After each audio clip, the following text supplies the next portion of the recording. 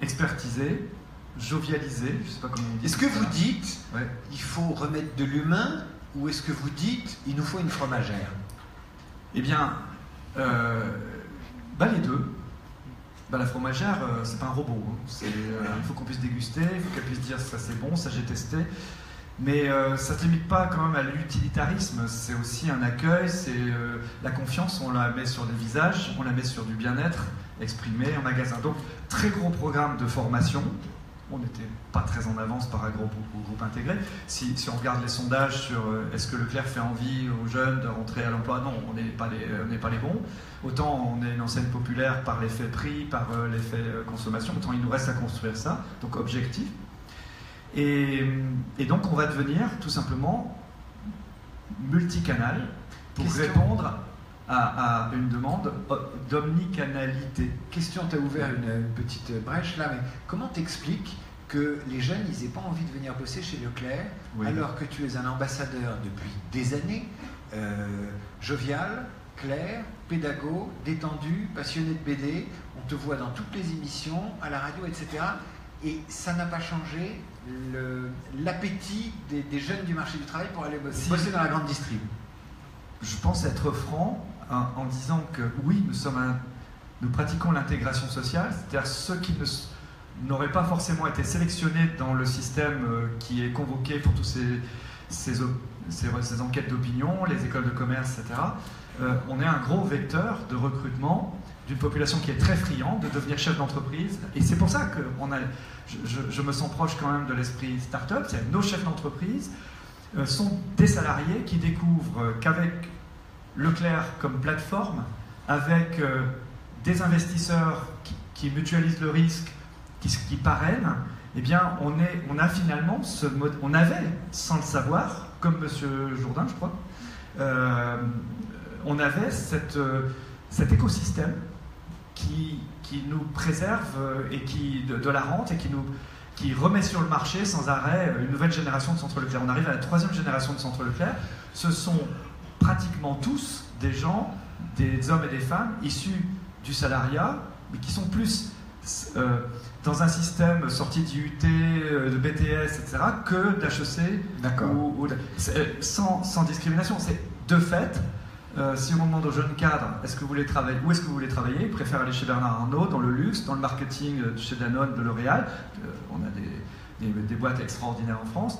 Et c'est vrai que Leclerc, même Carrefour, qui investit beaucoup en communication sur la formation, il peut aussi dire des choses parce qu'il est intégré, parce qu'il est en économie homogène, alors que nous, c'est un groupe d'indépendants. Il faut à chaque fois apporter la preuve par magasin, donc c'est plus compliqué.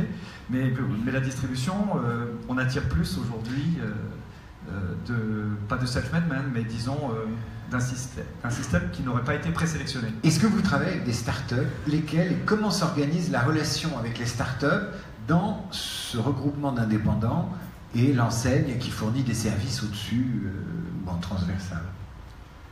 Alors j'insiste, Leclerc c'est vraiment une coopérative d'entrepreneurs. Et donc, par exemple, notre force, c'est que sur cette plateforme, il n'y a pas d'enjeu hiérarchique. Vous pouvez dire, ne faites pas comme moi, j'ai paumé 5 millions en faisant ça. Peu importe les chiffres, l'adhérent Leclerc ne sera pas révoqué parce qu'il a perdu de l'argent. Donc, on est vraiment en mode, c'est comme si on était co-investisseur sur des projets, on est complètement en mode transparence. Déjà, quand on fait des erreurs, on ne le fait qu'une fois. Et donc, on comprend très bien ces jeunes qui créent leur projet, leur entreprise, on les aurait appelés autrefois PME, on les appelle start-up aujourd'hui, mais on est vraiment à l'écoute. Alors, on est investisseur quand on est riche, parce qu'il y a une loi de défiscalisation, et donc ça rentre au patrimoine soit de l'entreprise, soit du propriétaire de magasin, mais surtout, nous sommes acheteurs ou relais de brevets, d'applications et autres. On a une société à Toulouse qui s'appelle Infomil, qui est donc aussi dans le mode coopératif, avec 500 cadres issus de l'informatique pour la plupart, et qui sont devenus aujourd'hui des maîtres d'œuvre, des génies de l'Internet.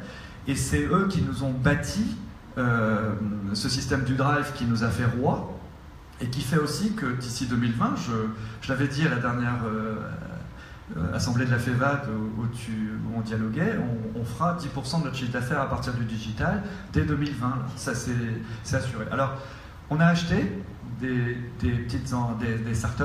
Tu vois, j'ai du mal. On a acheté des startups, on en a acheté une dans la parapharmacie, on en a acheté une dans l'optique. Ce sont aujourd'hui des acteurs majeurs du net en 2-3 ans. Je ne sais pas si Simoncini est toujours propriétaire de ces sites, mais on est rivaux et on s'est mis à niveau. On vient de racheter Morning, qui était en difficulté alors qu'il était adulé il y a 6 mois. Il faut voir aussi que c'est une économie très fragile, ce dont on parle. Et donc, nous nous intéressons au système de paiement par téléphone. C'est donc une néobanque. D'ailleurs, qu'est-ce que c'est qu'une néobanque? C'est une banque. C'est un système, c'est une application. Et dans notre idée, c'est d'application immédiate ou quasi immédiate. Voilà. Donc, il y a dans la salle ici des juniors entreprises qui sont en train de discuter avec nous justement de cette relation. Alors, est-ce qu'on investit avec eux? Est-ce qu'ils sont prestataires, etc. Ça, c'est le formatage. Moi, je suis très sensible à l'expression de l'utilité sociale, commerciale, technique. Je suis effrayé quand je vais dans les colloques. Je pense pas être trop vieux con, mais il y a tellement, tu le disais toi-même tout à l'heure, il y a une phraséologie qui ne dit pas le sens de ce qu'on nous propose. Depuis la carte de visite, comme je l'écrivais sur LinkedIn, qu'on me refile en sortie de la FEVAD et autres, mais une carte de visite qui ne dit même pas l'objet social et qui est bâtie et écrite autour des néologismes, jusqu'à l'expression de l'offre. Moi, je pense que ce qui se conçoit bien s'énonce clairement, et donc je suis à l'écoute de ces innovations à partir du moment où on me dit à quoi c'est utile, à l'entreprise, au consommateur, et là je peux en être, je fais vite. Ça veut dire que, si je te comprends bien, il n'y a pas d'écosystème de start-up qui graviterait autour de Leclerc, tu n'as pas d'incubateur Leclerc, tu n'as pas de Fab Lab Leclerc, des choses comme ça, des hubs. Non, alors on suit de près, parce qu'il y a une offre de nos partenaires bancaires, qui est l'école Indo-Suez, ils ont leur incubateur près de la Madeleine, c'est leur intérêt que de nous proposer ou d'être amenés à connaître des offreurs de solutions, d'applications. On est vraiment, on est prêt à... On va pas attendre Amazon, on va le tacler avant même qu'il arrive. On va parler d'Amazon. Et donc, évidemment, on est à l'écoute de toutes les solutions techniques, alors ça peut être en partenariat ou autre, mais a priori, ce n'est pas...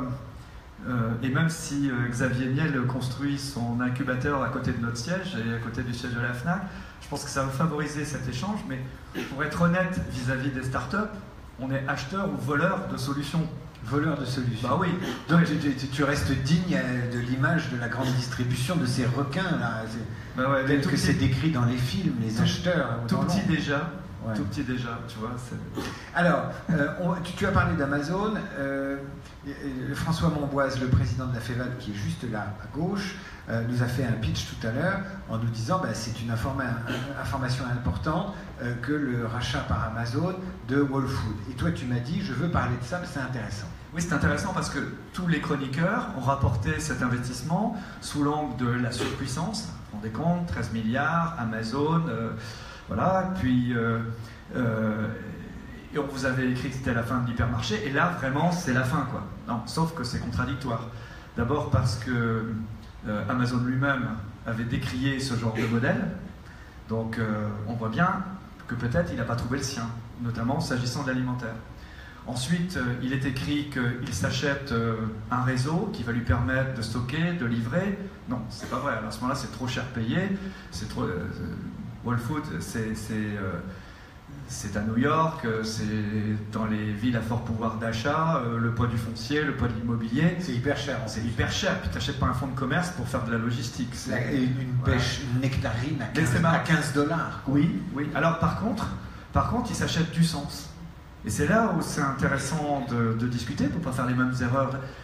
Amazon se rend compte aujourd'hui que quand on est dans l'empathie, quand on est dans l'affectif, quand on est dans l'alimentaire, il le sait depuis son expérience française, même sur les premiums, il le sait, le rapport par exemple des Français à la nourriture, elle ne passe pas simplement par la logistique, la disponibilité en 24 heures avec toutes les conneries du style « je vais vous livrer par drone » comme si la place Ballard allait laisser les drones comme dans le 5e élément. Livrer des œufs frais par drone, ça aurait un sens poétique. Attends, tu accepterais le drone autonome? Comme la cigogne, quoi, elle dépose les œufs. Ouais, mais voilà, les cigognes, je prends. Mais juste les œufs, quoi. Ouais, j'avais dit d'ailleurs ici, moi j'opte pour la livraison à cheval. Donc revenons à Walmart, d'après toi, il est fait pour le sens? Eh ben oui, c'est ça qui est intéressant. C'est qu'on s'aperçoit au fond qu'Amazon plateforme, il lui manque un truc. Il lui manque juste d'être marchand. Il lui manque d'avoir une enseigne. Il lui manque... il a tout. Il a l'accessibilité. Et ça, d'ailleurs, il le vole à Leclerc, à Carrefour, etc., au sens historique du terme. Il offre ce service-là et en puissance plus avec une technologie. T'es sûr qu'ils n'ont pas d'enseigne? Mais il y a plein de gens pour qui, quand c'est marqué Amazon, c'est leur boutique.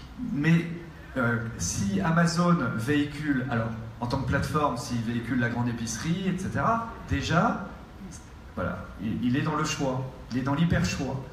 Mais en s'achetant Wallfood, il dit non seulement premium, ce qu'il voulait dire, d'accord, il le dit d'une autre manière, mais surtout, il dit deux autres choses qui n'ont pas été suffisamment soulignées. Il dit, je ne vais pas aller chercher Carrefour, Intermarché, encore moins Leclerc sur les prix. Déjà, je choisis Lafayette Gourmet pour prendre un exemple français, ou à la limite, je choisis Monoprix, ce qui est d'ailleurs le cas. Et donc, moi, il me donne 5-6 ans de capacité d'adaptation, pas de répit, mais de délai d'adaptation. Et puis surtout, il dit ce qu'il ne disait pas, il fait le contraire de ce qu'il disait, c'est qu'il devient vraiment, il cherche à devenir multicanal. Il a même ouvert des librairies. Et il a ouvert des librairies, il a ouvert une agence de voyage, je crois aussi, enfin je ne suis plus sûr de moi, Alibaba a déjà racheté aussi du dur. Et donc au fond, on est dans un système croisé, mais qui paraît plus logique et moins hypothétique. Donc la bataille de demain sur la distribution, elle ne va pas se faire entre les pure players du web et les physiques, sauf marché de niche, etc. Elle va se faire entre marques multicanales, plus ou moins plateforme, plus ou moins MDD, plus ou moins à leur enseigne. Il va y avoir beaucoup de diversité. Il y aura des systèmes financiers, des représentations différentes, mais finalement c'est plus clair. Carrefour, Leclerc, on apprend le métier d'Amazon, mais Amazon, il apprend à devenir marchand. Et fondamentalement, ce qu'il me plaît à dire, non pas parce que ça conforte ma position, ou notre situation, ou notre discours, non, c'est la réalité, c'est que au fond, s'il suffisait d'accéder à la big data, à la logistique pour devenir un bon commerçant, il y a beaucoup d'enseignes dans le cimetière de la distribution qui ressusciteraient. Les Romarchés, Continent, etc., qui avaient des systèmes logistiques bien mieux que Leclerc, qui avait des hangars. Et donc, la prime, sans vouloir faire idéologique, c'est quand même la promesse commerciale. La prime est à la promesse commerciale plus qu'à la capacité de gérer les tuyaux. Il faut une bonne tuyauterie, il faut une bonne technicité, mais c'est ça qui est important aujourd'hui, à mon sens. Ce sera intéressant, je vois mon collègue et concurrent de venteprivée.com. Je dis concurrent parce qu'on y vient, et puis il va venir aussi. Donc c'est évident que dans la bataille des systèmes, il y a d'abord des batailles de promesses commerciales. Et vous savez pourquoi on a réussi le drive? C'est pas simplement parce qu'on a maîtrisé le drive, c'est pas simplement parce qu'on y allait avec les autres, c'est qu'on y a appliqué des prix Leclerc. Je t'entends parler du bras drive comme un aboutissement de ta relation avec Internet et au clic. C'est ce qui nous comme s'il n'y avait pas autre chose derrière. Si, mais écoutez-le aussi sur un plan sincère et pragmatique. Je pourrais vous dire qu'on a conceptualisé, qu'on a été super intelligent, etc. Non. On a expérimenté quelque chose d'intermédiaire qui nous a permis, qui nous bloque peut-être aussi, mais qui nous a permis de comprendre que sur le net, il y a des systèmes marchands, il y a le web marchand, mais il y a d'abord celui qui est incontournable et qui va structurer les relations clients, il y a l'Internet relationnel. Et ça nous a permis d'apprendre l'Internet relationnel là où on croyait que les gens venaient pour nous comme ça. Et après, on apprend la logistique, on est plus ou moins bon, etc. Mais ça a été fondamental. Et donc demain, au fond, la question qui se pose, c'est qu'une fois, d'abord le drive, ça va nous permettre quand même d'être nettement moins cher qu'Amazon. Quand Amazon va devoir livrer de l'aliment, je ne dis pas ça comme argument publicitaire, je le dis vraiment en visualisation. Je ne vois pas Amazon être avec un système qui coûte 20% plus cher, rival du Leclerc de Concarneau ou de l'Intermarché de Concarneau. C'est pas possible. C'est pas possible. Et par drone, encore plus si c'est par drone dans nos systèmes venteux de l'Ouest. Et donc, c'est vraiment important. Je le dis pour. Je pense que nous de la vieille économie, on peut rajeunir, on peut apprendre, et il faut apprendre. Mais en même temps, il ne faut pas perdre son âme. Si les gens sont chez nous, emploi peut-être moins, mais consommation. C'est d'abord parce qu'on le vaut bien, comme dirait Agon, comme dirait L'Oréal. C'est d'abord parce qu'il y a une promesse commerciale. Et tout ce discours sur les technologies ne doit pas faire oublier que ça n'a jamais été la technique qui fait le bon marchand. Quelques mots, tu m'arrêtes quand il y a un mot qui t'inspire. On a parlé de Big Data.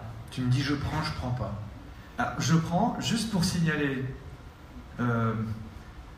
qu'ils sont au moins 5 catégories à revendiquer la propriété et donc la propriété des données de nos clients. Et ils se font tous coter à la valeur. Chacun s'attribue la valeur, chacun cote dans ses fonds de commerce la propriété d'un truc qu'il n'a pas. Tu parles de qui là? Eh ben, donc le distributeur croit qu'il a la donnée de ses clients. Le banquier dit, de par la loi, à partir du moment où ils sont passés chez moi pour payer, c'est moi. Si les systèmes sont passés par les tuyaux d'Orange, Orange va nous dire, mais c'est moi d'ailleurs, je vais devenir banquier. Mais comme Apple dit, avec les applis, là, chez Leclerc, chez Auchan, c'est moi. Donc en fait, les 5, du vendeur de tuyaux, les 5 sont en train de dire, je vaux ça. Donc là, je dis bulle. Voilà. Ça, je crois sincèrement, il y a bulle. Ça ne sert pas à mieux commercer.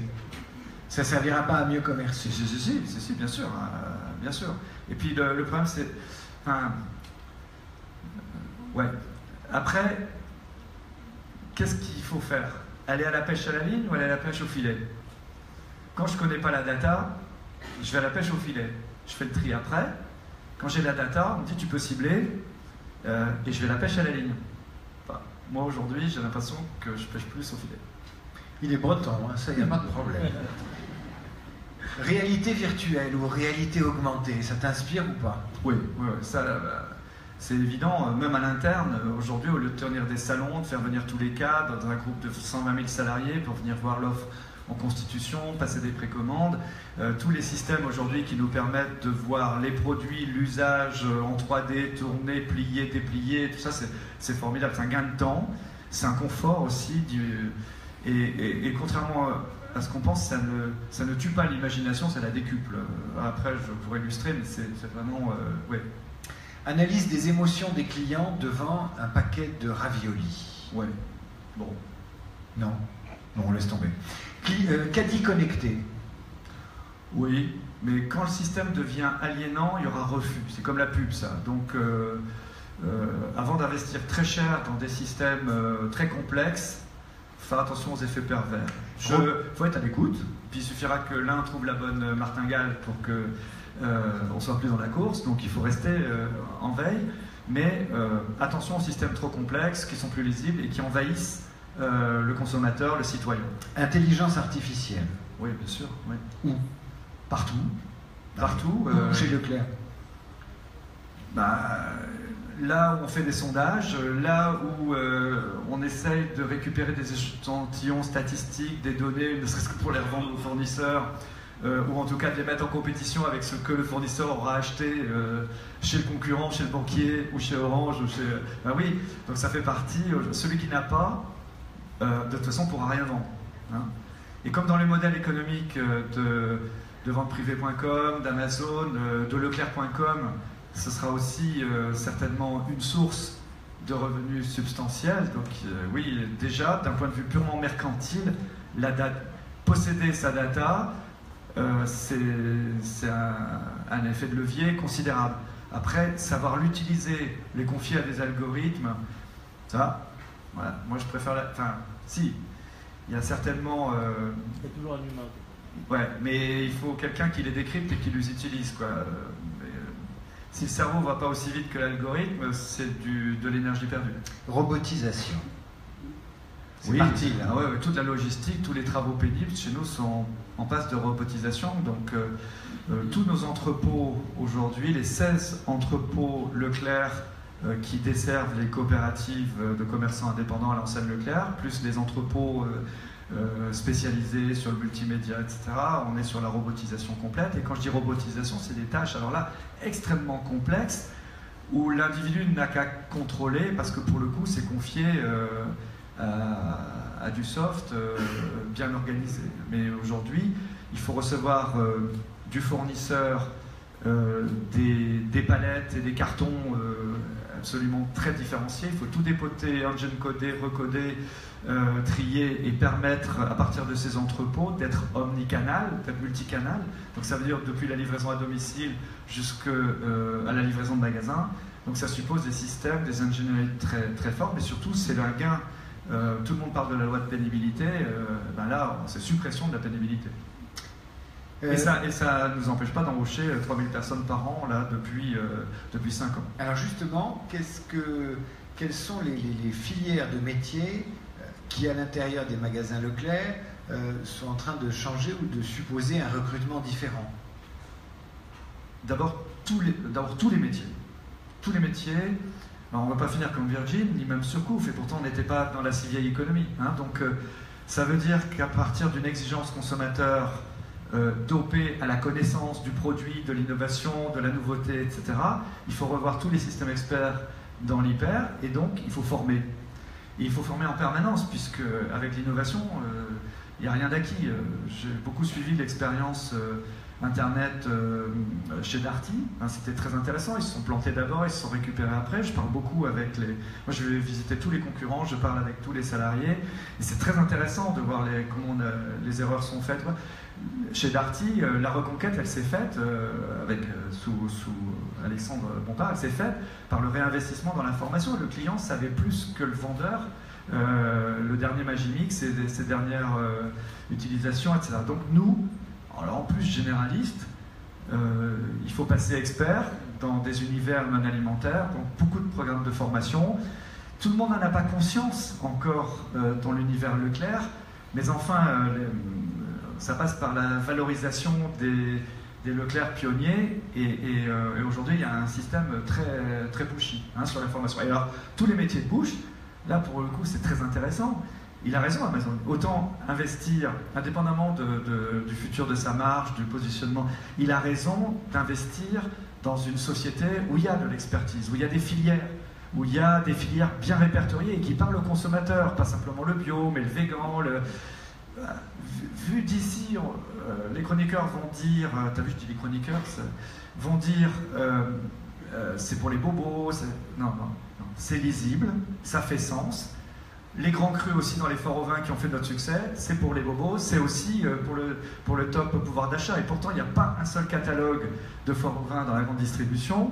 Et alors qu'on vend du vin en moyenne à 7 €, il n'y a pas un catalogue qui ne soit inondé de grands crus en produits d'appel. Ben, ça, c'est pareil. Tous nos rayons alimentaires, aujourd'hui, nous devons reformer une génération d'acheteurs, de vendeurs, de metteurs en scène au rayon boucherie. Voilà, on ne vend plus de la viande, on va vendre du charolais, de la limousine. Aujourd'hui, la fraîche découpe dans le rayon fruits et légumes, c'est 20% du chiffre d'affaires. Donc l'information, la mise à niveau permanente de la formation, c'est, je dirais, le premier de nos investissements. À la limite, on n'aurait que des hangars, on n'aurait pas d'argent, on n'aurait que des hangars, on n'aurait pas de sur Leclerc. Tant qu'il y a la formation sur le produit, je pense qu'on est bon.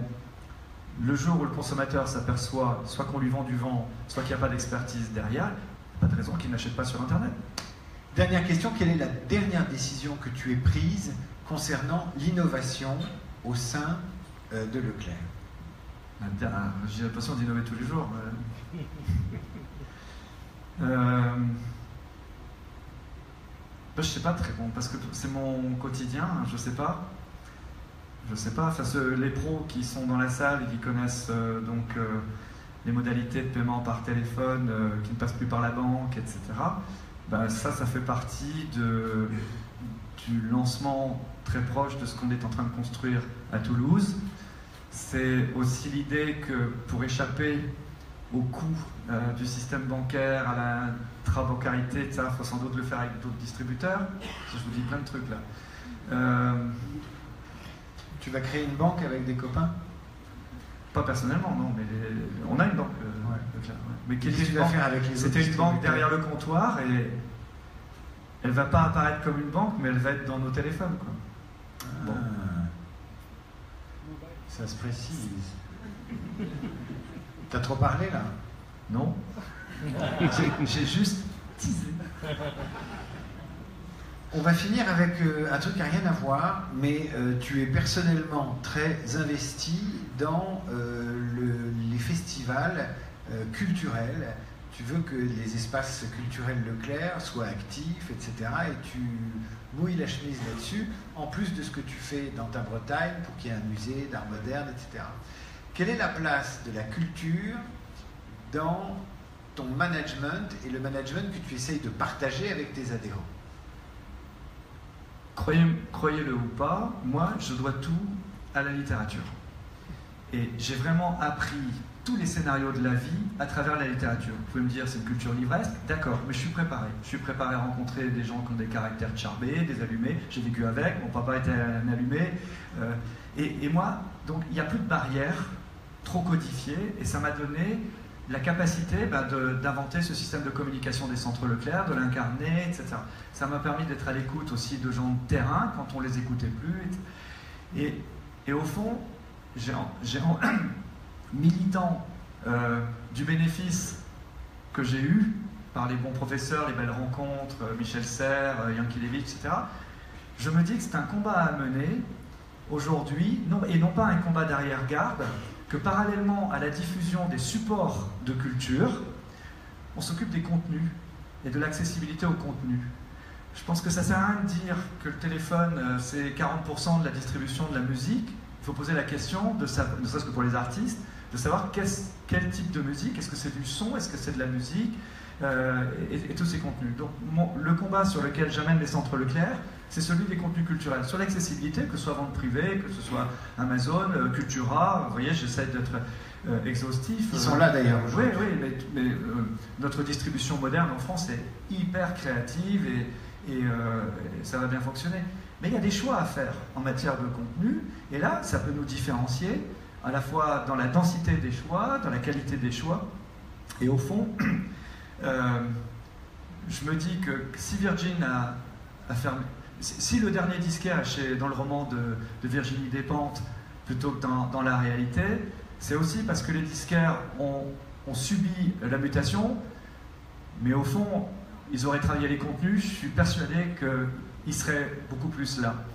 Et les bons libraires qui vont rester face aux espaces culturels Leclerc, face là, c'est des gens qui ont vraiment des contenus. La libraire Mola à Bordeaux, Carvarec à Brest, c'est des gens qui ont des offres de contenu et ils vont rivaliser avec. Mais nous, justement, nous devons nous investir beaucoup plus sur les contenus. C'est un enjeu sociétal, c'est un enjeu politique.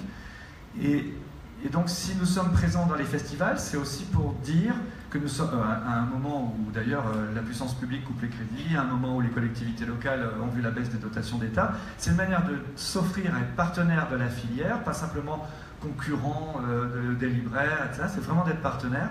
Et en termes de contenu, de dire aux artistes, vous n'allez pas passer de Caraïbes dans ce style-là, vous n'allez pas passer de majors surpuissantes à des producteurs de téléphonie ou de tuyauterie qui sont surpuissants. On va aussi vous assurer une diversité des modes de distribution pour qu'il y ait de la vidéo d'auteur, du cloud d'auteur, moi je crois qu'en matière de culture, c'est l'offre qui fait la demande. Vous ne pouvez pas acheter ou venir à l'espace culturel Leclerc acheter le dernier livre de David Amicaire si quelqu'un ne vous a pas dit qu'il était sorti. Donc ça ne vient pas spontanément, même si c'est un homme qui irradie et qui rayonne. Donc il faut... il risque pas de te le dire, parce que j'écris pas. Et donc, Et donc, ouais, tu passes tellement de temps avec ton chien sur Instagram que... Exactement. Et j'arrête pas de le suivre. Mais il fait des commentaires... Il est en vacances tout le temps, en Bretagne, les voiliers, les parcs à huîtres. On se demande quand il bosse. Tiens, en fait, toi aussi, tu passes du temps je regarde ton Instagram, j'enquête. Donc, la défense des contenus culturels, vous voyez, ça revient au discours que j'essayais de passer. Vous comprenez que je réfléchis en parlant et en même temps, parce que je me prépare mes assemblées générales des affaires conclure de toute façon. Et bien voilà, c'est toujours la promesse commerciale. D'abord, pour moi, c'est une promesse sociétale. J'essaye à chaque fois de... Je pense que celui qui va gagner, celui qui va rester, c'est celui qui aura la marque, le réseau que les consommateurs jugeront utile. Dès que vous n'aurez plus l'argument de cette utilité, dès que vous n'aurez plus l'allégation sur tous les créneaux de cette utilité, vous rejoindrez très vite la page 1600 de Google, parce qu'il y en aura d'autres qui arriveront derrière. C'est bien fini, hein? Je pense que ça va rester la page 1600 de Google. Merci Michel-Édouard Leclerc. Alors, Michel-Édouard, si vous voulez rester, on a un super concours de pitch que va nous expliquer maintenant Marc Lolivier, accompagné d'Emmanuel Lambert de KPMG, et puis rejoint par le parrain Ilan Benaïm, cofondateur de venteprivée.com. Ils vont nous expliquer un peu la méthode de ce concours de pitch. Donc si tu veux rester, tu restes, tu as un grand canapé, tu es tranquille. Voilà.